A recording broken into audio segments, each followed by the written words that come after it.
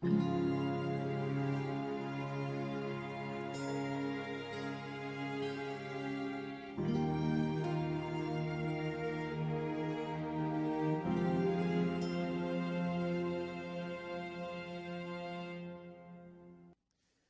amigos, paz e bem. Estamos começando mais um Milênio Espírita, respostas à razão e ao coração.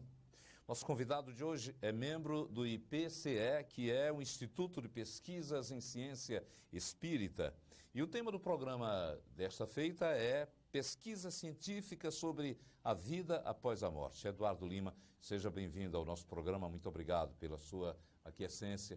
Vamos conversar sobre os temas aqui expostos. Eu que agradeço a presença aqui, o gentil convite, a generosidade do nosso amigo de movimento espírita, Nonato Albuquerque, né? Então, queria saudar o público primeiramente, saudar ao público e vamos conversar sim. Vamos lá, falar aqui sobre a ciência pesquisa a vida após a morte. Nonato, a questão é, a ciência, ela pode pesquisar qualquer coisa. O problema é que a maior parte da ciência é dedicada a estudos que não são sobre a vida após a morte. E isso tem justificativas boas, justificativas excelentes e algumas justificativas que são ruins. Por exemplo? A gente tem que entender uma pergunta teórica. Nós temos que entender o que é ciência, temos que entender o que torna uma pesquisa científica. O que torna a pesquisa científica, Nonato, é o método.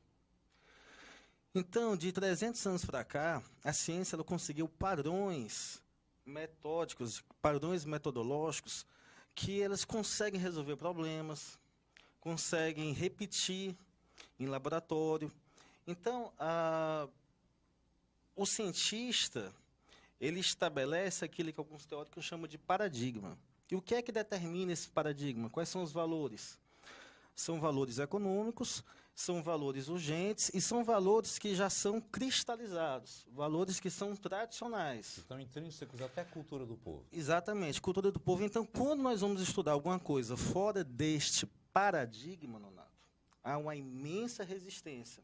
Então, 90% da empresa científica, ela já é dentro dos problemas tradicionais. Esses 90% estão ligados, provavelmente, à questão da religiosidade. Por ser religião, mas não, esse aspecto da religioso não tem nada a ver com a ciência? Não. Estão ligados a questões econômicas, por exemplo, aquilo que vai dar mais lucro. Estão ligados dentro do paradigma científico, dos paradigmas científicos, existem problemas suficientes para muitos séculos. Só que, de vez em quando acontecem problemas que fogem ao estabelecido. Problemas que nem a física, nem a química, nem a biologia explicaria. Então, esses problemas, os cientistas, eles simplesmente não se interessam, ou não querem, ou têm preconceito pelo aspecto cultural. E tem outras razões também que complicam. Então, quando o cientista ele vai estudar um fenômeno anômalo, por exemplo, Thomas Kuhn chama esses fenômenos de fenômenos anômalos, novamente, é bastante teórico. Os protocolos antigos, os protocolos tradicionais, Nonato, eles não servem. Então, se eu estou estudando uma doença, e essa doença, tudo aquilo que foi feito até então não responde, não aponta para uma solução, não aponta para uma cura, o cientista tem que começar do zero. E começar do zero mesmo. Então, é muito complicado, Poderia-se fazer, por exemplo, uma ligação de pesquisas feitas, por exemplo, no século XIX, por Richer, por Cesare Lombroso, que esses eram homens de ciência na Europa, que ficaram surpresos com os fenômenos, falando aqui fenômenos espíritas, e de repente eles passaram, Ciro Oliver Lodge, por exemplo, passaram a deixar um pouco os seus preconceitos para atenderem a um chamamento novo na visão da ciência. Exatamente. Né? A questão é que o cientista, uma das características da ciência, e que se não tiver isso, o cientista também não produz, é a curiosidade. Mas a questão é que existe uma coisa no ser humano chamada preconceito. E a ciência é uma atividade humana. E por mais que nós tentemos né, nos libertar dos nossos conceitos, dos nossos valores religiosos, quando a gente se dá conta de um fenômeno, a gente tem uma resistência. Isso é um dos problemas. O Thomas Kuhn, analisando Darwin, ele lembra uma frase do nosso naturalista. Ele falou o seguinte: olha, eu tenho certeza que a minha teoria está certa, mas provavelmente vai ser preciso uma nova geração de estudiosos nascer para que essa teoria seja confirmada. Então, é o velho, a questão arraigada, interfere na ciência, sim. Pois bem, esses estudiosos que você falou, eles se libertaram disso e foram em frente. Agora, aconteceu uma coisa que esses, por algumas razões que hoje eu desconfio quais são, mas hoje eu não afirmaria fortemente, essas pesquisas elas deram uma pausa. Então, para dar um exemplo, e isso causou uma dicotomia, isso causou uma separação entre aquilo que a ciência produz e aquilo que o espiritismo já sabe. Se nós reunirmos tudo aquilo que os cientistas, estudiosos de psi sabem hoje no planeta, eles vão dizer, não, o que é que vocês sabem sobre animismo, psi? Eles vão dizer, talvez exista psi. Então, enquanto nós que estudamos fora desse paradigma, estamos tentando alinhar, nós já estamos estudando coisas sobre a relação entre a mediunidade, o animismo, o perispírito. Esses cientistas, eles estão, talvez exista psi. Então, o objetivo da gente é tentar que essas pesquisas, né, sejam divulgadas. Essas do século XIX e as contemporâneas. Pois é, eu fiquei curioso agora para saber quais são as pesquisas, essas recentes, atuais, que estão sendo feitas, já que você citou uma aí. Bom, agora eu vou cometer algumas injustiças, porque são muitas, né? Bom, pesquisar a vida após a morte, ou pesquisar os fenômenos, sejam eles psicografias, sejam eles curas mediúnicas, sejam eles aparições de espíritos, é uma coisa ainda muito incipiente no Brasil, uma coisa ainda extremamente... está no começo, porém a gente pode citar algumas coisas, né? Por exemplo, a Sônia Rinaldi, ela está há muito tempo, mais de 10 anos, estudando questão da transcomunicação. Então ela estava com os planos de levar isso para a academia, que é um dos critérios. Não basta a gente confirmar, a academia tem que aceitar. Bom, temos também o Clóvis Nunes, que é um ícone, conseguimos trazer ele para Fortaleza. Temos o psiquiatra, o Alexander Moreira. A tese dele foi para estudar uma questão da dissociação na psiquiatria, porque a psiquiatria alega, até hoje, que o médium tem determinadas características. Ele fez um doutorado sobre isso e falou, não. Então, essa questão não foi nem para provar se um médium é médium ou não. Médium, né? Mas aquilo que a psiquiatria acreditava não bate com a pesquisa dele. Então, outra questão, Nonato, atualmente temos o Haroldo Durta, que é um jovem, novo juiz de Mineiro, que está fazendo uma pesquisa histórica sobre o livro Paulo Estevam. Então, coisas que o Chico Xavier afirmou há 60 anos atrás, ele está historicamente confirmando. E é interessante, porque os céticos falam assim, não, todas as datas que Allan Kardec citou, do apóstolo Paulo, não batem com a historiografia. Ele descobriu que as datas que estão no livro Paulo Estevam batem com algumas descobertas recentes da própria historiografia. Então, por aí vai. Tem vários que eu poderia citar, inclusive cearense, depois a gente vai falar. Tem também a pesquisa, uma tese de mestrado, uma dissertação de mestrado. Hoje em dia ele já deve ter defendido a tese do Alexandre Rocha, da Unicamp. Olha o que ele estudou, Nonato. Ele estudou a obra Parnassos de Além Túmulo de Chico Xavier. Ainda tu imagina o seguinte, faz de conta que eu, ou algum colega aqui do estúdio, ou um nosso querido amigo, consegue escrever que nem Machado de Assis.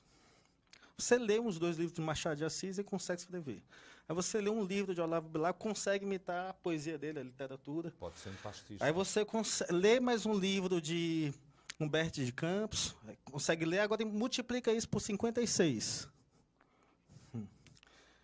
Aí você vai seguir o seguinte, o Chico Xavier, a conclusão dessa dissertação de mestrado, Chico Xavier, ele conseguiu a poética desses grandes autores de uma forma tal que hoje em dia nós estamos debatendo aqui ou não o quanto ele conseguiu. E a segunda conclusão dele, essas poesias ainda apontam para os principais temas do Livro dos Espíritos.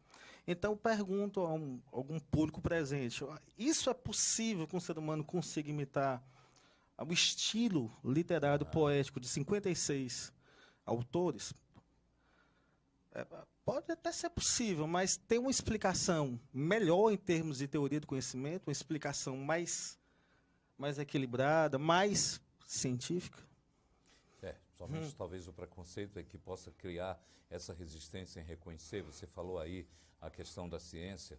Sigmund Freud, que esteve atento também a uma pesquisa mediúnica, e teve que largar porque quando o próprio colega, o Carl Jung disse, vamos apresentar isso na academia, aí criou uma barreira enorme, porque ele disse, não, isso aqui pode ficar entre nós, mas na academia pode tornar-se um assunto que não é da academia. Quer dizer, se ele tivesse continuado com a pesquisa, provavelmente estaríamos hoje bem mais adiantados. Mas você falou também da pesquisa no Ceará, que tem aqui no Ceará, e acho que o telespectador e o internauta devem ter ficado curioso aí para saber o que é que está se pesquisando aqui.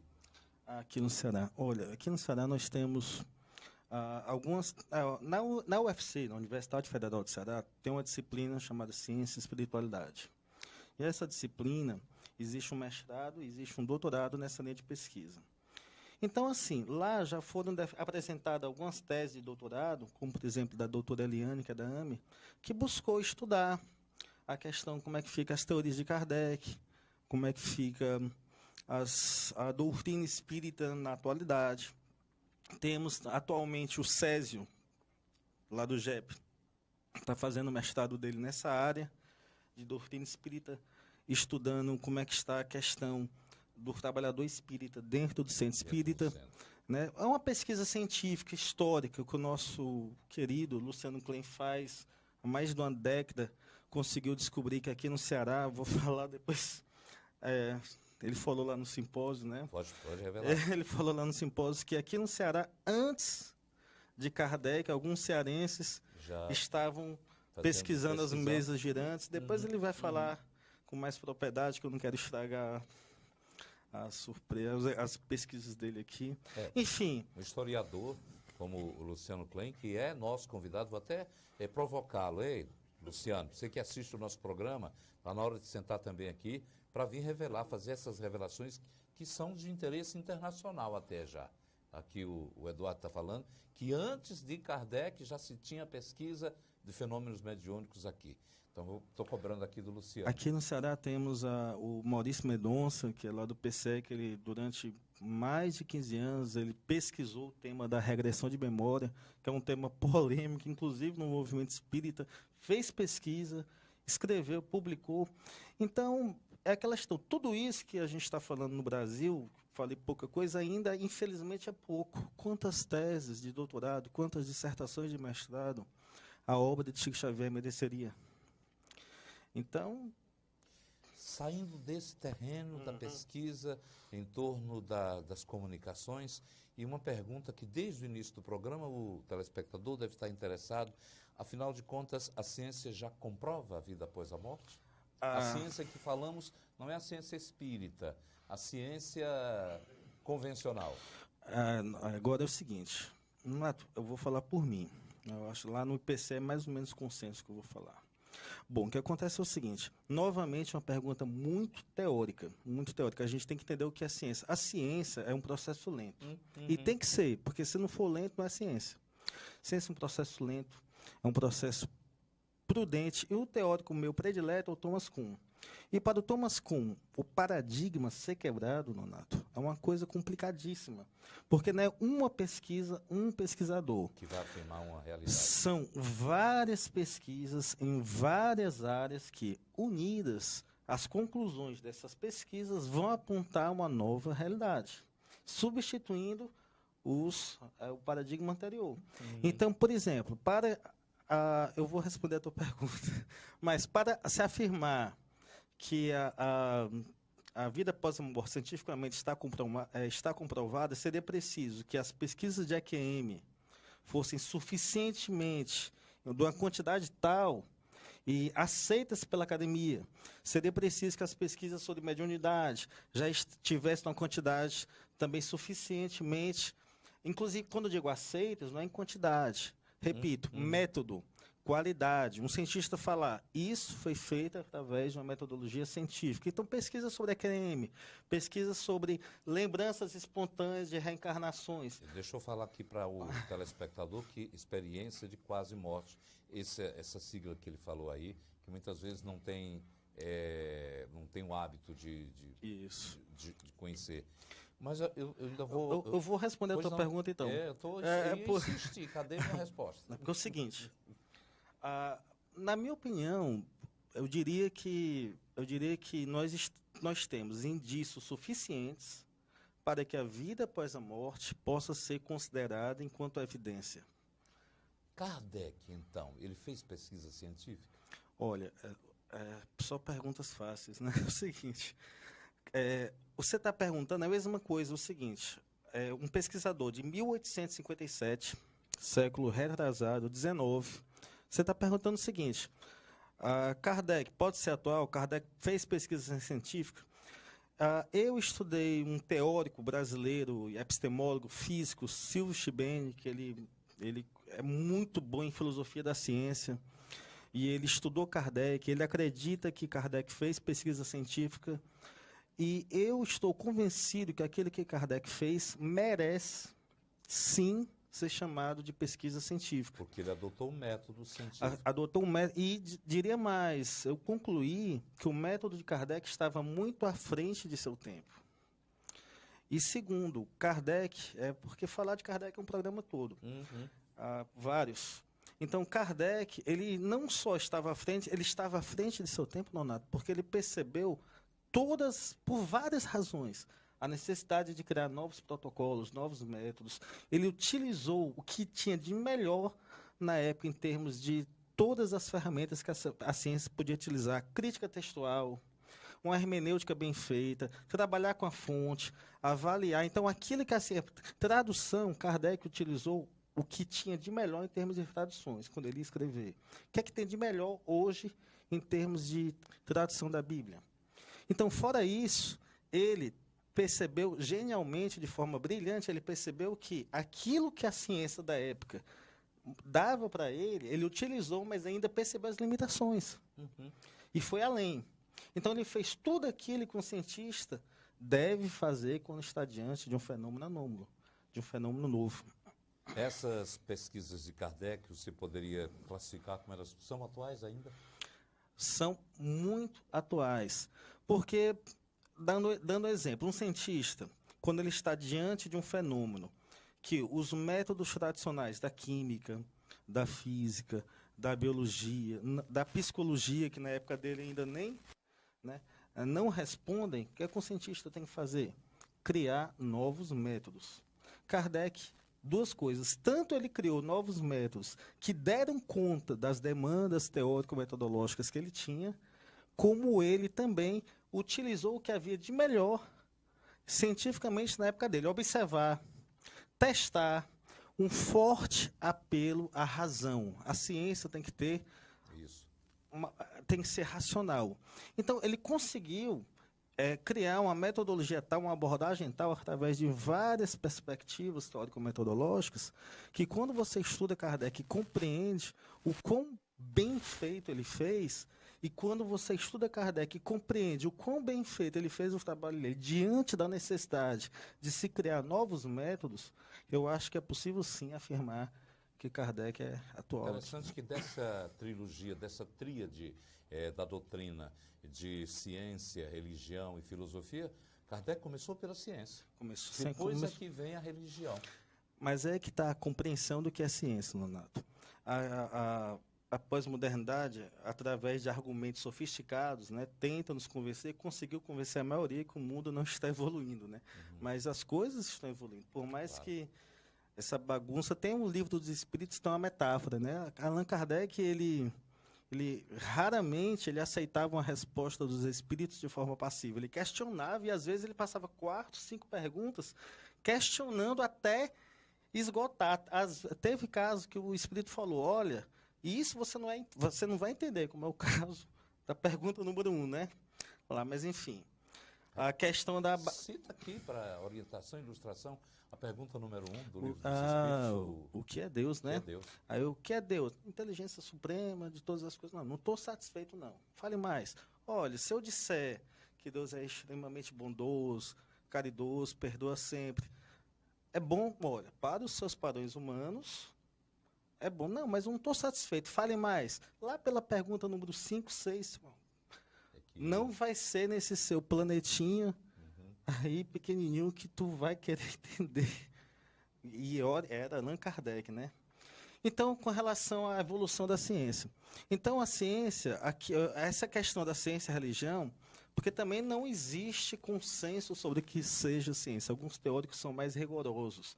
Inclusive, tiram da ciência a psicologia, a história, a filosofia, mas eu gosto dos teóricos mais moderados, né? Deixando somente o que é exato. O que é exato. Alguns teóricos falam de ciências duras. Então, o que acontece é o seguinte, Donato. O mundo está evoluindo. Aquilo que, sei lá, 150 anos atrás tinha uma abordagem religiosa, hoje nós tratamos como científico. Então, o que é que diferencia ciência e religião?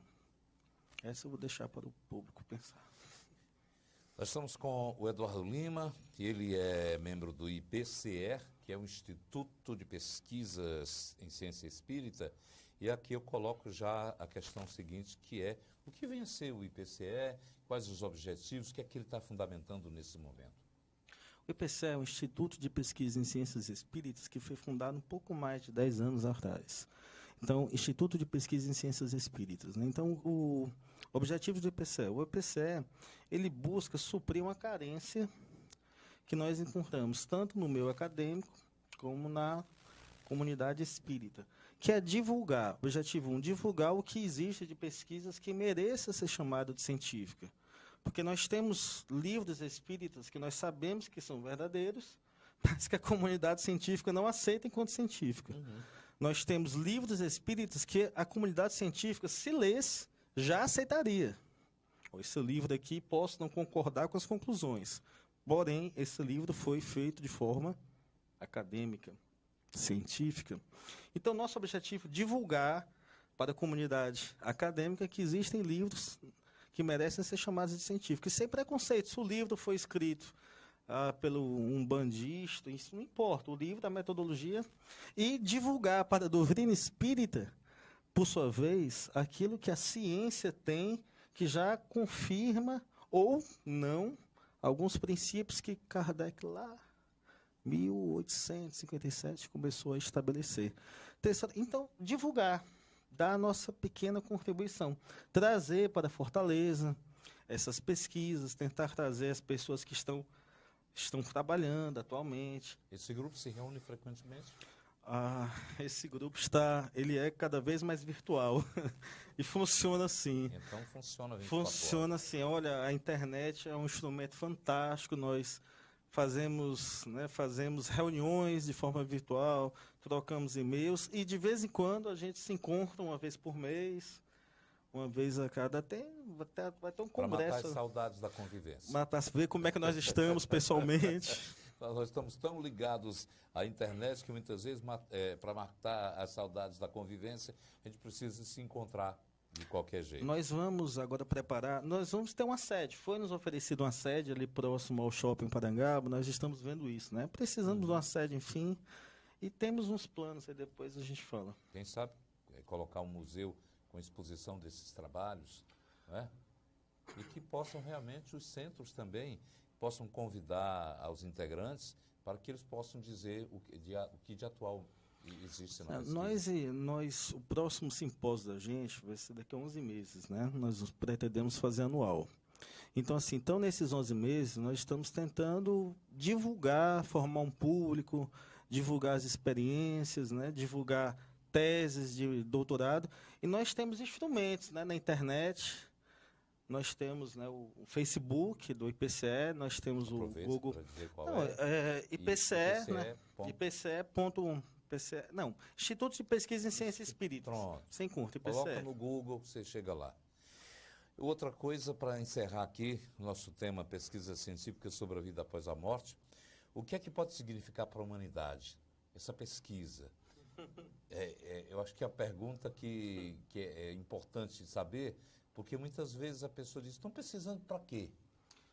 Imagina o seguinte, o que significou para a humanidade em 1500, a partir de 1500, a descoberta dos novos continentes, América do Sul, América do Norte.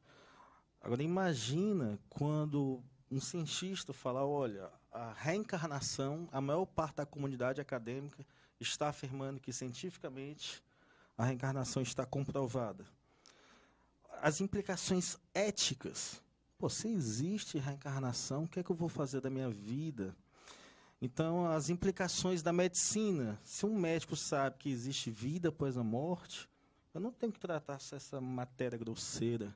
As implicações para a psicologia, não tem só o Freud, Jung, com as suas teorias. É preciso agora buscar aquilo que vem das reencarnações passadas, as implicações para a física, para a química, para a matemática, enfim, um novo universo vai se abrir e vai mudar tudo, e de forma grande, de forma intensa, né?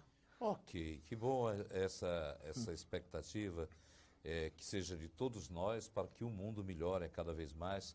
Dá tempo mandar um beijo? Dá, aproveite. Mandar um beijo para minha filha que está vendo, Eduarda, Maria Eduarda, mandar um beijo para o meu filho, João Mateus, mandar um beijo para minha esposa, Helena. Oi, Maria. Oi, Mateus. Oi, Helena. E com esse abraço também que o Eduardo está mandando, a gente está se despedindo de você por enquanto, porque no próximo encontro nós temos mais assuntos ligados ao Milênio Espírita.